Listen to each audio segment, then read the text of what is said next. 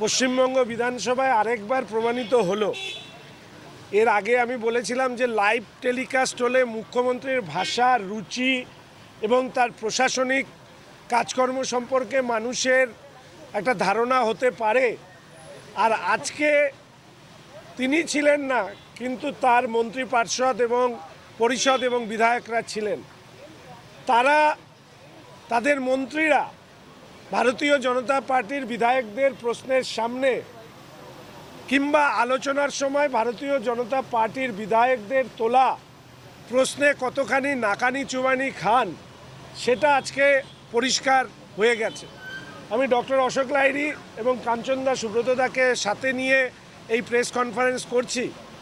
আমার পরে ডক্টর লাহিড়ী বলবেন ক্লিনিক্যাল এস্টাবলিশমেন্ট অ্যাক্টের উপরে উনি আমাদের মুখ্য আলোচক ছিলেন। তার আগে আমি শুধু দুটো বিষয় আপনাদেরকে অতি সংক্ষেপে তুলে ধরব। প্রথম কথা, আপনারা শুনলেন যে ক্লিনিক্যাল এস্টাবলিশমেন্ট অ্যাক্ট, তার জবাব দিতে গিয়ে মাননীয় মন্ত্রী মহোদয়া গভর্নেন্স এবং আজকে ডিজিটাল ইন্ডিয়ার বিভিন্ন কথা বলছিলেন, অথচ এই মন্ত্রী মহোদয়া পরিবেশ দপ্তর চালাতে গিয়ে ওনার কাছে যখন আমি তথ্য চাইলাম, তিনি হোঁচট খেতে খেতে বললেন আমাদের কাছে এই তথ্য নেই।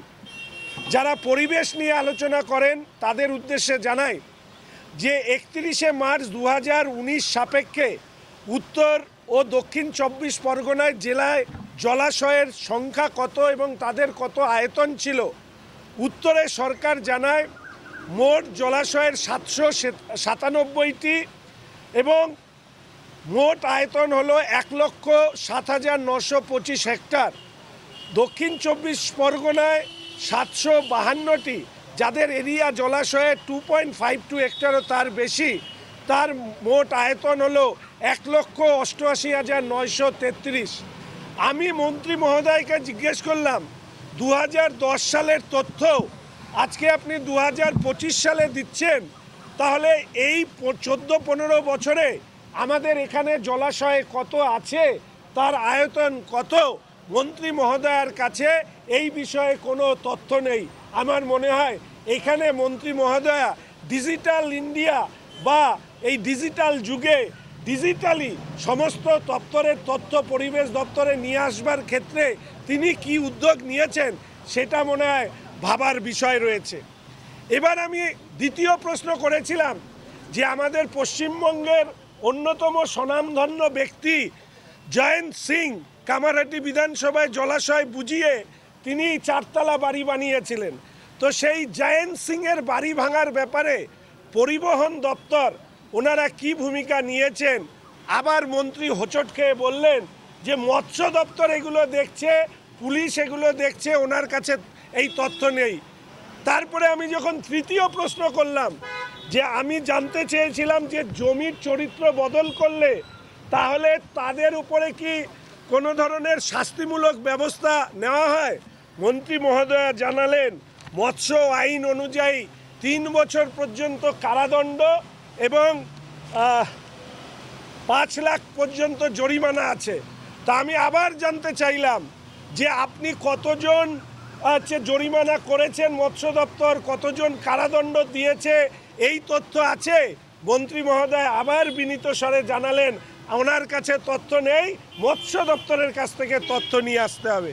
আমি অবাক হয়ে যাই, ঢাল নাই, তরলার নাই, নিধিরাম সর্দার পশ্চিমবঙ্গে পরিবেশ দপ্তর চালাচ্ছেন, কে কি করছে তার সম্পর্কে তার কোনো ধারণাই নেই, অথচ তিনি পরিবেশ দপ্তরের মন্ত্রী। আমি শুধু এইটুকু বলবো, আপনারাও অল্প ছোট ছোট বক্তব্য চান, শুধু এইটুকু বলবো, তৃণমূল কংগ্রেস আর লুট করার জায়গা খুঁজে পাচ্ছে না, তারা এখন লুট করছে প্রকৃতি আর পরিবেশ। আজকে শুধু দক্ষিণ এবং উত্তর 24 পরগনায় জলাশয়ের চরিত্র বদল করে এই লুটের একটা অংশবিশেষ আপনাদের কাছে তুলে দিলাম সদনের মধ্যে দাঁড়িয়ে, যেখানে খোদ মন্ত্রী জানেন না যে কোথায় কত জলাশয় বুঝিয়ে কি ধরনের কাজ কারবার হচ্ছে।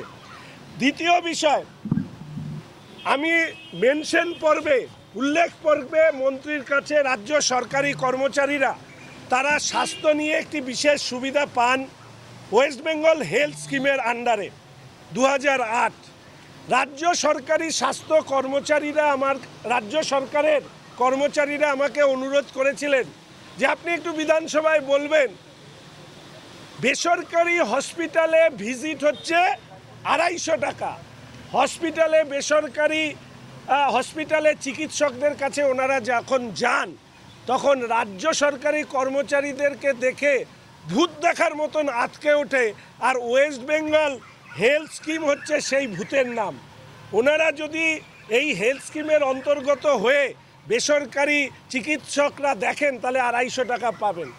যিনি বেসরকারি নার্সিংহোমে 1000 টাকা তার ফিস, তিনি 250 টাকায় চিকিৎসা করবেন কেন? ফলে স্বাভাবিকভাবেই রাজ্য সরকারি কর্মচারীদের সামনে এই ডেইলি দেখানোর ভিজিট তার দরজা বন্ধ হয়ে যায়। এবার আসুন ভর্তি হতে চাচ্ছে, ভর্তি হওয়া তো আরও মারাত্মক বিষয়। ভর্তি হওয়ার কথা বললেই ওয়েস্ট বেঙ্গল হেলথ স্কিমের আন্ডারে যেগুলো লাইসেন্সপ্রাপ্ত যে হসপিটালগুলো আছে সেই বেসরকারি নার্সিংহোমে গেলে সেখানে তারা অর্থাৎ কর্তৃপক্ষ সরকারি কর্মচারীদেরকে একটাই কথা বলেন, সেটা হচ্ছে সিট নেই, মানে আসন নেই, অতএব আপনি আসুন। অর্থাৎ যে রাজ্যের স্বাস্থ্যমন্ত্রী মুখ্যমন্ত্রী যে রাজ্যের স্বাস্থ্য ব্যবস্থাকে তিনি প্রায় তুলে দিয়েছেন, সেই রাজ্যে স্বাস্থ্য ব্যবস্থার অন্তর্গত সরকারি কর্মচারীদের এই দুর্ভোগ আমি তুলে ধরেছি বিধানসভায়। স্পিকার সাহেব তিনি এই বিষয়ে স্বাস্থ্য প্রতিমন্ত্রী চন্দ্রিমা ভট্টাচার্যকে তিনি বলেছেন বিষয়টিকে দেখবার জন্য। আর আমিও শুধু এইটুকু বলবো, গতকাল মাননীয় মুখ্যমন্ত্রী আমাদের সম্মানীয় রাজ্য সভাপতিকে হাফমন্ত্রী বলেছিলেন। এই চন্দ্রিমা ভট্টাচার্য কোন কোন জায়গায় হাফমন্ত্রী ফুলমন্ত্রী, এইটা একটু মাননীয় মুখ্যমন্ত্রীকে বলার দরকার বলে আমি মনে করি। আসলে মুখ্যমন্ত্রী যাকে খুশি যখন যা খুশি বলেন, এটা মেনে নেওয়া যায় না। তবু আমি আশা করি যে স্বাস্থ্য দপ্তরের মন্ত্রী হিসাবে চন্দ্রিমা ভট্টাচার্য মহাশয়া রাজ্য সরকারি কর্মচারীদের ওয়েস্ট বেঙ্গল হেলথ স্কিমে প্রয়োজনীয় পরিবর্তন আনবেন, এটা আশা রাখি। আমার শেষ কথা যেটা, একজন হেলথ অ্যাক্টিভিস্ট বা স্বাস্থ্য সম্পর্কে কাজ করেন এরকম ভদ্রলোক উৎপল রায় মহাশয় তিনি আমার কাছে এসেছিলেন। আমি পুরো বিষয়টি ডক্টর লাহিড়িকে দিয়েছি। আমাদের ক্লিনিক্যাল এস্টাবলিশমেন্ট অ্যাক্টে আছে যে সরকার যদি কোনো জমি বেসরকারি হসপিটাল তৈরি করতে দেয় তাহলে বেসরকারি হসপিটাল কর্তৃপক্ষ 20% রোগীকে বিনামূল্যে পরিষেবা দিতে বাধ্য থাকবে। 2018 সালের পর থেকে আমি জানতে চেয়েছিলাম যে 2018 সালের পর থেকে কজন রোগী এই স্বাস্থ্য পরিষেবা পেয়েছেন বিনামূল্যে, যে সমস্ত বেসরকারি হাসপাতালে এই জমি সরকার দিয়েছে। দুর্ভাগ্যবশত সেই তথ্য ওনাদের কাছে নেই। সদনের মধ্যে আমাদেরকে বলা হচ্ছে আরটিআই করে তথ্য নাও। যদি আরটিআই করেই তথ্য নিতে হয় তাহলে মন্ত্রীদের আর দপ্তরে আসার কি দরকার? তারা আরটিআইয়ের চিঠির উত্তর তৈরি করার জন্য নিজেরা নিজেদের দপ্তরে বসে থাকুন। আজকে প্রমাণিত হয়ে গেল এই রাজ্যের বিভিন্ন দপ্তরের গুরুত্বপূর্ণ দপ্তরের মন্ত্রীরাও তাদের দপ্তর সম্পর্কে তাদের আন্ডারস্ট্যান্ডিং তাদের ইনফরমেশন অত্যন্ত কম। এবং এর সাথে আরও একটি প্রশ্ন গভীরভাবে উঠে এসছে, সেটা হচ্ছে দপ্তরের অফিসাররা ইচ্ছে করে মন্ত্রীদেরকে জানান না, না মন্ত্রীদেরকে অনুমতি নিয়েই এই রাজ্যে পরিবেশ থেকে স্বাস্থ্য যে লুট হচ্ছে সেই লুটটাকে আজকে বিধানসভার অভ্যন্তরে আমরা তার মুখোশ খুলে দিয়েছি। আমি আমার পরবর্তী কথা ডক্টর লাহিড়িকে বলবার জন্য অনুরোধ করছি। আমি নমস্কার।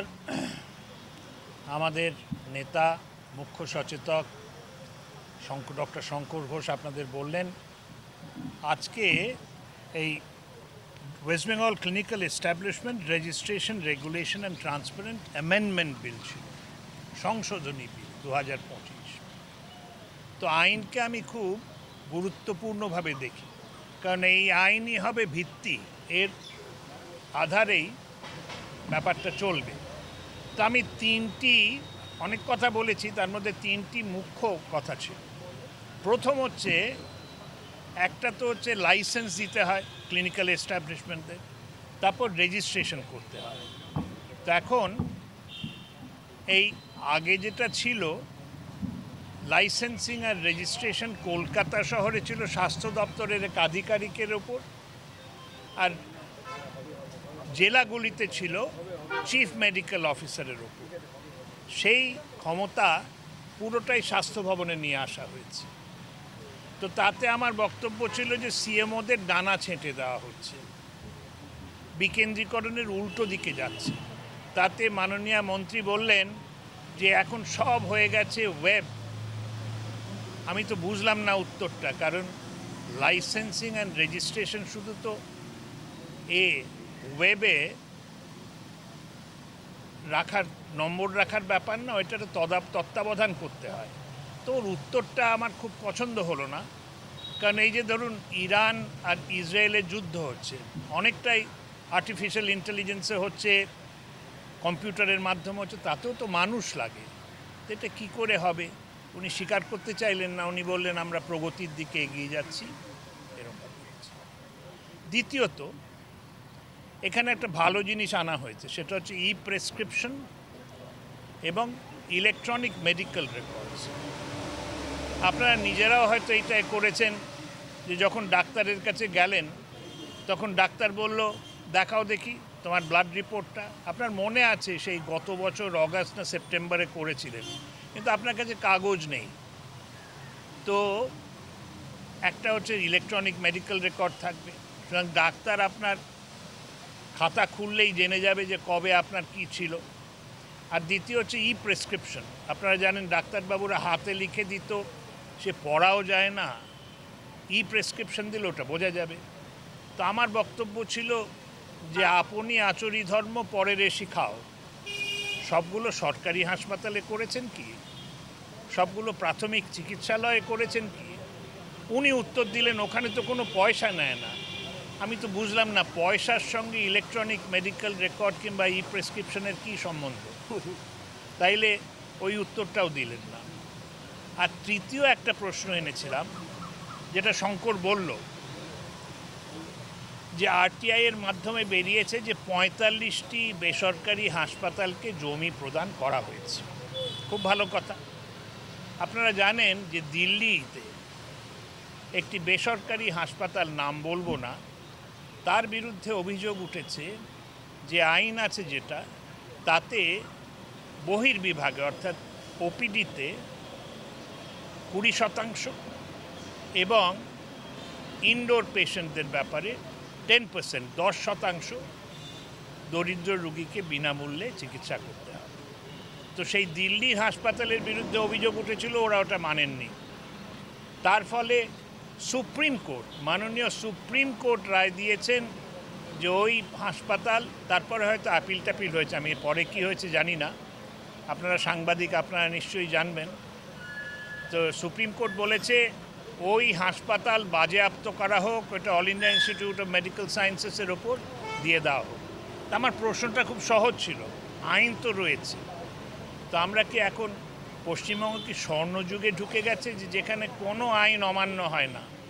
আর আমার প্রশ্ন ছিল, আইন যদি অমান্য হয়ে থাকে বলুন না, কটা হাসপাতালের বিরুদ্ধে কটা কারবাই করেছেন, কত জরিমানা নিয়েছেন, ওরও কোনো উত্তর পেলাম না। তো আমার একটু ভয় করে যেই সরকার নতুন লোক দেখানো আইন প্রবর্তন করতে চান, আইনকে যে ইমপ্লিমেন্ট করবেন, কার্যকরী করবেন, তার প্রতি ওদের কোনো শ্রদ্ধা নেই। তার ফলে যেটা হচ্ছে, ওনারা একটা স্বপ্নের জগৎ তৈরি করে রেখেছেন, এগিয়ে বাংলা, এগিয়ে বাংলা। আমি শেষে কথাই বলেছি যে শিয়ালদা স্টেশনে যান, হাওড়া স্টেশনে যান, দমদম বিমানবন্দরে যান, দেখবেন কত অভাগা মানুষ এই প্রদেশ থেকে যাচ্ছে দূর দূরান্তে, হায়দ্রাবাদে, বেঙ্গালুরু, চেন্নাই, সব জায়গায় যাচ্ছে, উড়িষ্যা, ভুবনেশ্বর চিকিৎসার জন্য। এখানে যদি স্বাস্থ্য পরিষেবার এতই উন্নতি হয়ে থাকে তাহলে এই লোকগুলো যাচ্ছে কেন?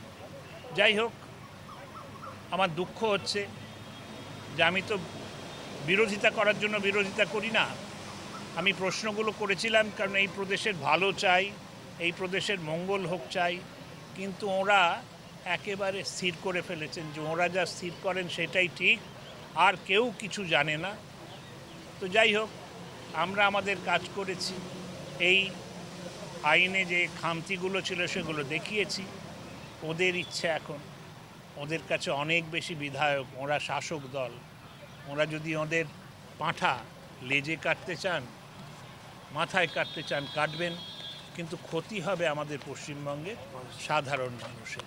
নমস্কার, ধন্যবাদ। ঠিক আছে স্যার, আমি যাচ্ছি, একসাথে যাব। আচ্ছা, প্রশ্ন আমি নেব। এই আলোচনায় একটি অসাধারণ কথা উনি বলেছেন, সেটা হচ্ছে যে এই যে স্বাস্থ্য পরিষেবা, স্বাস্থ্যসাথী, রাজ্যের স্বাস্থ্যমন্ত্রী, মুখ্যমন্ত্রী তার প্রশংসায় ভরপুর।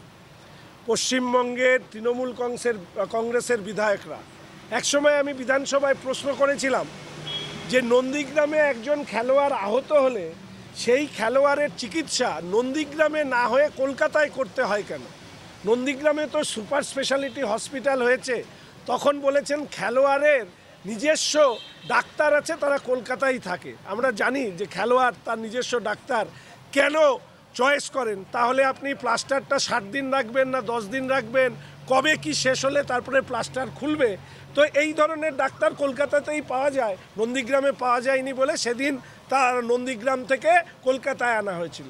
আর আজকের যে কথাটা আমরা বলেছি সেটা হচ্ছে যে শিয়ালদা, হাওড়ায় যারা চিকিৎসা করতে বাইরের রাজ্যে যাচ্ছেন তাদের কাউকে জিজ্ঞেস করবেন যে আপনারা কোন ডাক্তারের কাছে যাচ্ছেন, তারা কিন্তু বলতে পারবে না তারা কোন ডাক্তারের কাছে দেখাতে যাচ্ছেন। Please note this point. যারা ট্রেনে ওঠে তাদের 90% মানুষ জানেন না যে হায়দ্রাবাদ, ভুবনেশ্বর, বেঙ্গালুরু, চেন্নাই, দিল্লি, হোয়ারএভার তারা যাচ্ছেন কোন ডাক্তারের কাছে যাচ্ছেন, কিন্তু তারা যাচ্ছেন, অর্থাৎ ওখানে পশ্চিমবঙ্গের থেকে ভালো চিকিৎসা পাওয়া যাবে এই ভেবে যায়। অর্থাৎ আমাদের রাজ্যের চিকিৎসা ব্যবস্থা কতখানি খারাপ এর থেকে প্রমাণিত হয় যে এই রাজ্যের রুগীরা ভিন রাজ্যে পাড়ি দেন এটা না জেনে যে কোন ডাক্তারের কাছে চিকিৎসা আমি করব, কিন্তু এটা ভেবে যান ওই রাজ্যের চিকিৎসা আমার রাজ্যের থেকে ভালো হয়। এর পরেও যদি স্বাস্থ্যমন্ত্রী পদত্যাগ না করেন তাহলে বুঝতে হবে যে উনি এমন একজন স্বাস্থ্যমন্ত্রী যিনি হচ্ছেন কান দিয়ে দেখেন আর চোখ দিয়ে শোনেন, ফলে ওনার কাছে এই সমস্ত বার্তা পৌঁছয় না। আমি জানি না আমার কথা ওনার কাছে পৌঁছবে কিনা। এইবার প্রশ্ন 1 নম্বর হচ্ছে যে মুর্শিদাবাদের গণ্ডগোল আমাদের একটা ব্যবস্থা নিল, ব্যারাকপুরে রাজ্য সশস্ত্র পুলিশের ব্যাটালিয়ানকে পাঠিয়ে দেওয়া হলো মুর্শিদাবাদে। এতে কি আইন শৃঙ্খলা ওখানে ভালো হবে? পশ্চিমবঙ্গের মাননীয় মুখ্যমন্ত্রী প্রথম দিন তথ্য হাজির করেছিলেন বহিরাগত। হাইকোর্ট নির্ধারিত কমিটি, পরবর্তীকালে পুলিশ নির্ধারিত রিপোর্ট, সেখানে সমস্ত কিছুতেই ওই অঞ্চলের বাসিন্দাদের উপস্থিতি প্রমাণ করে। এবং এই সময়কালে প্রণিধানযোগ্যভাবে যেটা সামনে উঠে আসে যে পুলিশ সেই সময় নিষ্ক্রিয়ভাবে বসেছিল। সেখানকার পুলিশ, তৃণমূল কংগ্রেসের বিধায়ক, পৌরসভার চেয়ারম্যান, এমনকি আমার ধারণা পুলিশ মন্ত্রীর কাউন্সিলর, পুলিশ মন্ত্রী, তার নির্দেশে ওখানে পুলিশ স্থাণুবদ্ধভাবে দাঁড়িয়েছিল। তার ফলেই হরগোবিন্দ দাস, চন্দন দাসকে কুপিয়ে হত্যা করা হয়েছে। পুলিশ নিরাপদ দূরত্বে দাঁড়িয়ে যারা খুন করেছে তাদেরকে পাহারা দিয়েছে। আমি একটি কথা বারবার করে বলার চেষ্টা করেছি যে আমার প্রতিবেশী আমার খুনি। কেন বলেছি? তুলসী মঞ্চ থেকে শুরু করে হরগোবিন্দ দাস, চন্দন দাস, মালদা, মুর্শিদাবাদ থেকে আমাদের মহেশতলা, এখানে যদি দেখবেন জেহাদিদের মানসিকতা, সরকারের হিন্দু বিরোধী মানসিকতা, এই দুটো একাত্ম হয়ে যাচ্ছে। ফলে যে সরকার হিন্দুদের মৃত্যু দেখতে বা মৃত্যুকে নিশ্চিত করতে পুলিশকে বসিয়ে রাখেন, সেখানে সেই সরকার ব্যারাকপুরের কেন, যেখানকারই পুলিশ যাক না কেন তাদের মানসিকতা কিন্তু সরকারের চাটুকারিতা করা, অর্থাৎ হিন্দু বিরোধিতা করা। ফলে এই অবস্থায় পরিস্থিতি পরিবর্তন হবে কি না সেটা সময় বলবে। আচ্ছা, 5 দিন করলো ডাক্তারদের মানে শিক্ষকদের অনশন, এবং প্রথমে যারা বসেছিলেন তারা সবাই হাসপাতালে ভর্তি হয়ে গেছে। দ্বিতীয় দফায় আবার 10 জন বসেছেন দ্বিতীয় পর্যায়ে। আজকেও তারা শিক্ষামন্ত্রীকে চিঠি দিয়েছেন, বলেছেন আমরা পরীক্ষায় বলবো না, মিডিয়ার ইমেজটা প্রকাশ করুক রাজ্য, তাহলেই কি সমস্যা। গতকালই বলেছি, যোগ্য চাকরিহারা যারা রয়েছেন তাদের দাবির প্রতি আমরা সহানুভূতিশীল। তারা যে প্রশ্ন করেছে সেই প্রশ্নের উত্তর রাজ্য সরকারকে দিতে হবে। দুর্ভাগ্য, যারা এই চাকরি চুরির থেকে অর্থ উপার্জন করে বহাল তবিয়তে নিজেদের সংসার পরিচালনা করছেন, উৎসব করছেন, মোৎসব করছেন, রাজনীতি করছেন, তারা বাইরে। আর যারা তাদের জন্য বিপদে পড়েছেন, আমি নিজে গতকাল একটি কথা বলেছি, আজকে পুনরাবৃত্তি করতে চাই না, তারা হচ্ছে আজকে অনশন করে তারা অসুস্থ হচ্ছে। এই ব্যাপারে রাজ্যের সরকারকেই জবাবদিহি করতে হবে। বিষয়টি বিচারাধীন। আমরা সহানুভূতিশীল এবং সেই জায়গায় দাঁড়িয়ে তাদের প্রতি আমাদের পূর্ণ সহানুভূতি আছে। আর আমি অনুরোধ করব, ওনাদের মধ্যে অনেকেই আছেন যারা একসময় প্রিজাইডিং অফিসার বা ওই সবুজ দলের শিক্ষক সংগঠন করেছেন, তারা তো মুখ্যমন্ত্রীর কাছে গিয়ে জিজ্ঞেস করতেই পারেন। উনি তো 26 দিন অনশন করে অনশন বিশেষজ্ঞ হিসেবে নিজেকে প্রমাণিত করেছেন। তো ওনারা 5 দিন বা 10 দিনে অসুস্থ হয়ে যাচ্ছে, ওনার কাছ থেকে একটা শিক্ষাও নেওয়া দরকার। না হলে এই যা পরিস্থিতি তৈরি করেছে মুখ্যমন্ত্রী এবং এই রাজ্যের প্রশাসন, আমাদের ভয় হচ্ছে এই ছেলেমেয়েগুলোর কোনো অঘটন না ঘটে যায়। আচ্ছা, আরেকটা হচ্ছে যে ওবিসি নিয়ে এখনো পর্যন্ত মামলা চলছে সুপ্রিম কোর্ট, এবং এর মধ্যে আজকে পোর্টাল চালু করে দিলেন শিক্ষামন্ত্রী। বললেন যে অতিবৃষ্টি অনাবৃষ্টির জন্য তো কৃষিকাজ বন্ধ থাকে না, ঠিক একই রকমভাবে স্কুল পড়ুয়া মানে কলেজ পড়ুয়া এটা বন্ধ রাখা যাবে না। তারপরে কোর্টে কী হলো পরে দেখা যাবে। ঠিকই যেভাবে আজকে বলছিলেন যে ডাটা সংরক্ষিত করে রাখার ব্যবস্থা করা হয়েছিল ক্লিনিক্যাল এই অ্যামেন্ডমেন্ট অ্যাক্টে, তো আমি মনে মনে ভাবছিলাম যে এসএসসি পরীক্ষার মিরর ইমেজগুলোকে যদি সংরক্ষণ করে রাখা হতো তাহলে আজকে রাজ্যের এত যোগ্য চাকরিহারাদের এই অবস্থায় পড়তে হতো না। ঠিক একইভাবে আমি আজকের দিনে দাঁড়িয়ে আপনাকে বলছি যে মাননীয় শিক্ষামন্ত্রী যে উদ্যোগ নিয়েছেন, ছাত্র ভর্তি গত বছর 19 জুন থেকে শুরু হয়েছিল, আজকে 18 তারিখ যতদূর সম্ভব। ফলে সেখানে এই নিয়ে আমার 17 তারিখ, এই নিয়ে আমার কোনো মন্তব্য নেই। কিন্তু প্রশ্নটা হচ্ছে শিক্ষামন্ত্রী মহোদয়ের কাছে যে এর আগে এই চাকরি চুরি বা দুর্নীতির কারণে আপনাদের মন্ত্রীরা জেলে গেছেন, পুরো স্টেলমেট হয়ে গেছে 16 থেকে 2025। সেই জায়গায় দাঁড়িয়ে এবারের ভর্তি যাতে কোনো ধরনের সমস্যার মধ্যে ছাত্রছাত্রীরা না পড়ে মামলার কারণে, কারণ এই সরকার মামলা চায়, যত বেশি মামলা এই সরকারের তত বেশি মজা। ফলে এই ছাত্রদের ভবিষ্যৎ সুরক্ষার জন্য মামলা হলে দেখা যাবে না, মামলা হলে যাতে ছাত্ররা বিপদে না পড়েন তার বন্দোবস্ত শিক্ষামন্ত্রীকে করতে হবে। আপনি কি বলতে চাইছেন যে সরকারের কারণে শিক্ষকরা যে পথে, আর তাদের এই মানে তারা এমন কোনো সিদ্ধান্ত না নেয় যাতে করে ছাত্রদেরকেও পরে পথে বসতে হয়, মানে এই ব্যাপারটা সতর্ক থাকা। শিক্ষামন্ত্রীর বক্তব্যে একটা জিনিস সামনে এসছে, সেটা হচ্ছে এই সরকার যোগ্য চাকরিহারাদের শিক্ষকদেরকে পথে বসিয়েছে। মানুষ প্রশ্ন তুলছে এই ভর্তি প্রক্রিয়া শুরু করবার মধ্যে দিয়ে শিক্ষকরা আগে পথে বসেছে, এবার কি ছাত্ররা পথে বসবে? এই প্রশ্ন মানুষের অন্দরে ঘুরে বেড়াচ্ছে।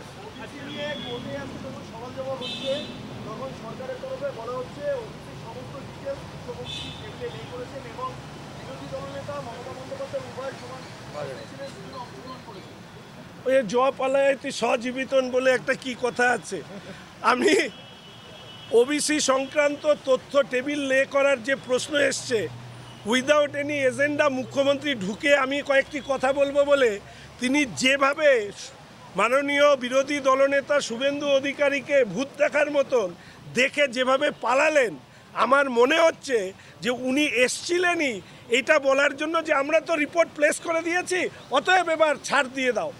যে সরকার দীর্ঘ বছরের পর বছর কমিশনের কোনো কাজ সঠিকভাবে করেনি, সেই সরকার মাত্র 2-3 মাসের মধ্যে সার্ভে করে রিপোর্ট তৈরি করে জমা দিলেন, এটা কখনো হয় নাকি? ফলে ইতিমধ্যে হাইকোর্টে ভর্সিত হয়েছে। আমার ধারণা এই ওবিসি তালিকা নিয়ে আরেকবার সরকারের মুখ পুড়তে চলেছে, কিন্তু সরকারের মুখ পোড়ার থেকেও বড় ব্যাপার এই রাজ্যের ছাত্রছাত্রী থেকে অসংখ্য কর্মপ্রার্থী সহ অন্যান্যরাও বিপদগ্রস্ত হতে চলেছে। তৃণমূল কংগ্রেস একটি পোস্টে কানাডায় G7 সাবমিটে প্রধানমন্ত্রীর কাছে কয়েকটা প্রশ্ন করেছেন। প্রশ্নগুলো হচ্ছে, পেহেলগাঁয়ে জঙ্গি হামলার পর কেন দেশ সরাসরি পাকিস্তানের বিরুদ্ধে সরাসরি কেন পাকিস্তানের নিন্দা করছে না? নাম্বার 1, কেন মার্কিন প্রেসিডেন্ট প্রকাশ্যে বলছেন উনি ভারতের সঙ্গে বাণিজ্য চুক্তির টোপ দিয়ে যুদ্ধবিরতিতে রাজি করিয়েছেন? প্রশ্ন নাম্বার 3, কেন IMF ভারতের আপত্তি সত্ত্বেও পেহেলগাঁও হামলার পরপরই পাকিস্তানকে $1 বিলিয়ন ঋণ প্রদানের? ব্যাস, আমি এবার বলে দিই, আমরা বলেছি পকেটে ভারতের পাসপোর্ট, মনে পাকিস্তান প্রেম। তো আমাদের রাজ্যে তৃণমূল কংগ্রেসের নেতা মন্ত্রীরা পাকিস্তান রেডিও আর পাকিস্তান টিভি দেখেন, তো ফলে তাদের পক্ষে অন্য দেশরা যে ভারতের পাশে দাঁড়িয়েছে এটা তো জানা সম্ভব নয়। ফলে তারা এই প্রশ্নগুলোই করছে, আর বাদবাকি আমাদের বিদেশ মন্ত্রক তারা উত্তর দিয়ে দেবে। বলছি, তৃণমূলের রাজ্য সম্পাদক বি সিদ্ধার্থন দাসু তিনি বলছেন বিধায়ক নরেন্দ্রনাথ চক্রবর্তী তিনি কার্যত বিজেপির হয়ে খেলা খেলছেন, তার সময় লোকসভায় লিড কমেছে এবং বিজেপির হয়ে কাজ করছে। কে বলেছে? এটা বি সিদ্ধার্থন আসানসোলের তৃণমূলের শ্রমিক নেতা। ওটা ওদের চক্রবর্তী শুভেন্দু অধিকারীর সঙ্গে সব থেকে বড় ব্যাপার কি, এটা ওনাদের পারিবারিক ব্যাপার। তবে রাজ্যের তৃণমূল কংগ্রেসের নেতাদের জেনে রাখা উচিত, চারিদিকে তৃণমূল কংগ্রেসকে শেষ করবার জন্য তৃণমূল কংগ্রেসের নেতারা দৃঢ় প্রতিজ্ঞ, তাদেরই হয়ে এরা কাজ করছেন। পার্থ ভৌমিক যদি মিটিংয়ে থাকে তাহলে সেই মিটিংয়ে আমি যাব না। মমতা বালা ঠাকুর এই কথা বলেছেন। বি সিদ্ধার্থন কি বলেছেন আপনি শুনলেন। শওকত মোল্লা কাসেম সিদ্দিকী দলে আসার পর বলছেন যে তাজা আলু হোক বা পচা আলু সবগুলোকে নিয়েই চলতে হবে। এই যে তৃণমূল কংগ্রেসের অন্দরে এক নেতা আরেকজনকে নিয়ে বলছে এর সঙ্গে থাকলেও থাকবো না, তাজা আলু পচা আলু এসব বলছে। তো মুখ্যমন্ত্রী যেদিন গান করেছে না, বিদায় দে মা, এবার তো বিদায় নেওয়ার সময় হচ্ছে, ফলে যে যার মতন তাদের কথাবার্তা বলছেন। এইগুলো চলে যাওয়ার সময়কার যে রোগীর যে বিভিন্ন সিমটমস দেখা যায়, সেই ধরনের সিমটমস এদের মধ্যে দেখা দিচ্ছে। একটা বিষয় যেভাবে আগুন লেগেছে, ঠিক আছে, ওটা বিষয়টা নিয়ে প্রচুর জল্পনা দানা বাঁধছে। বিধানসভার অভ্যন্তরে শুভেন্দু অধিকারী বলেছিলেন যে একটা এটা নিয়ে আলোচনা আমরা চাইব, সেখানে গিয়ে বলেছেন। আপনারা কি সিদ্ধান্ত নিচ্ছেন পরিষদীয় দল? আমি মাননীয় বিরোধী দলনেতার সাথে কথা বলে, যেহেতু আমাদের আগামী 3 দিন আছে, আমাদের তো প্রি শিডিউল প্রোগ্রাম হয়, আমরা নিশ্চিতভাবে খিদিরপুরের অগ্নিকাণ্ড নিয়ে আলোচনা, উল্লেখ, কলিং অ্যাটেনশন, কোনো না কোনো কিছু নিশ্চিতভাবে নিয়ে আসা। আগামীকালকে মহেশতলা যাচ্ছেন বিরোধী দলনেতা। এই ঘটনার পর মহেশতলাতে কোর্টের অর্ডারে শেষ পর্যন্ত যেতে হচ্ছে, বারবার কোর্টেই যেতে হয় আপনাদের, তারপর পারমিশন পায়। তার কারণ এই রাজ্যে তো সরকার নয়, সার্কাস চলছে। ফলে সার্কাস চলছে যখন, তখন বিরোধী দলনেতাকে বিধানসভার অভ্যন্তরে, বিধানসভার বাইরে সমস্ত জায়গায় গতিরুদ্ধ করতে চায় মুখ্যমন্ত্রী মমতা ব্যানার্জি স্বয়ং। কারণ নন্দীগ্রামে হারার পরে উনি কখনোই ওনার সামনে মাথা তুলে দাঁড়াতে পারেননি, তারই ফলশ্রুতিতে আমাদেরকে হাইকোর্টে বারবার ছুটতে হয়েছে।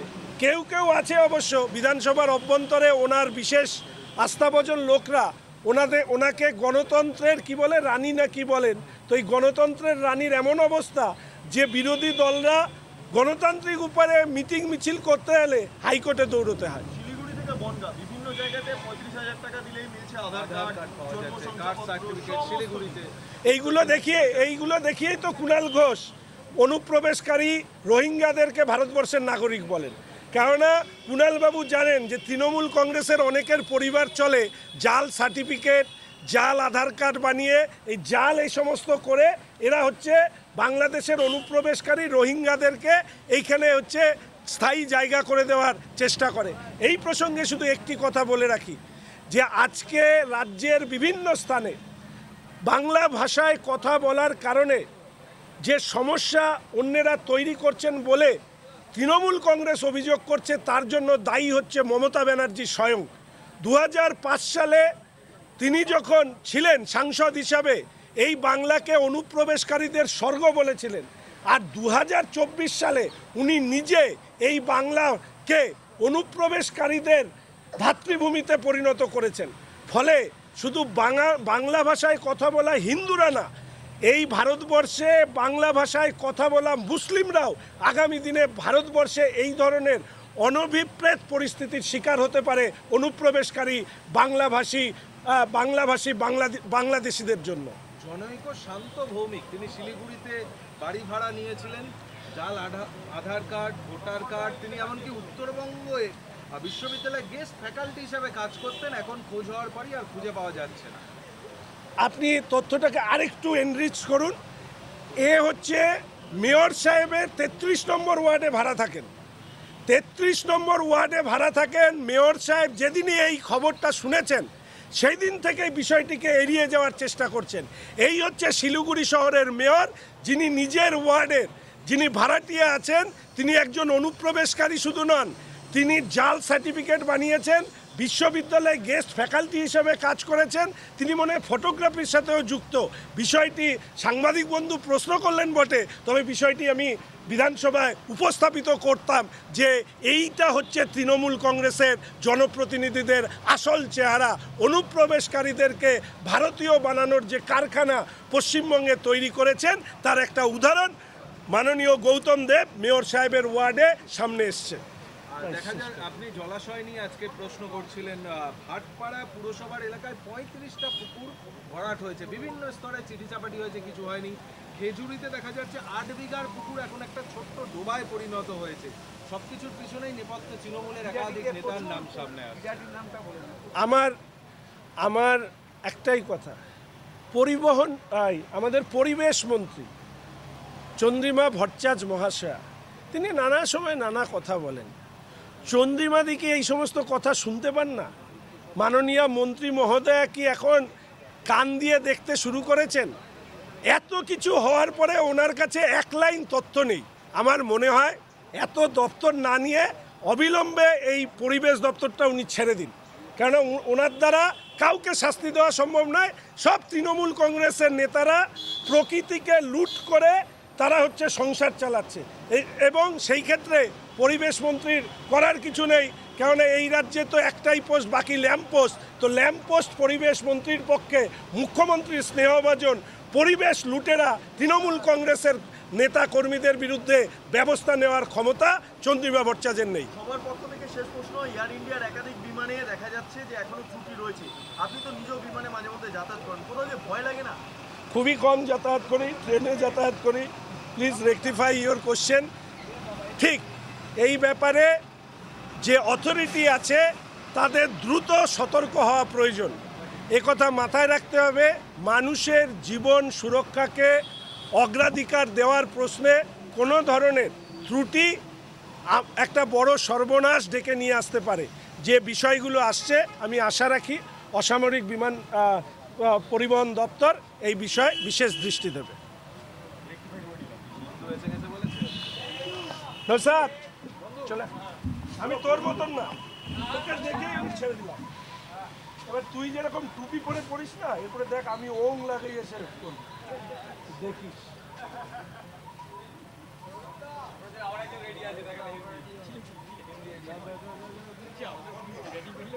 আমার একটাই